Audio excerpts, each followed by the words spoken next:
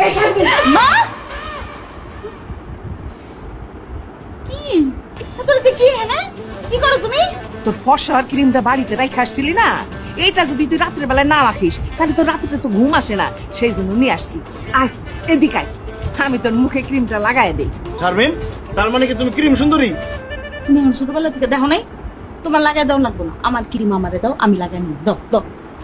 দেখ ক্রিম, দেখ ক্রিম মানে আমার বাড়িতে নাই। দেখো দেখ আপনি দেখ। যাও মানে এখানে আমি সারা রাত দাঁড়ায় থাকবো, দাঁড়ায় দাঁড়ায় পাহারা দিব। কি কইতাছো ওগুলো মা? তুমি তোমার মাথা নষ্ট হয়ে গেছে, সারাই দিন খারাপ থাকবে কে? জোর করে সাতটারের লগে তোরে বিয়া দিছি না, রাত্রের বেলায় ওর মা বাপ যদি তোর মাইরা ফেলায়, সেই জন্যই আমি এখানে দাঁড়ায় থাকবো। তোরে কেউ কিছু বললে আমি অ্যাটাক করবো। এই যে, দেখছস আমার হাতে কি, একবার এইটা দিয়ে একবার শেষ করে দেবো। চাচি,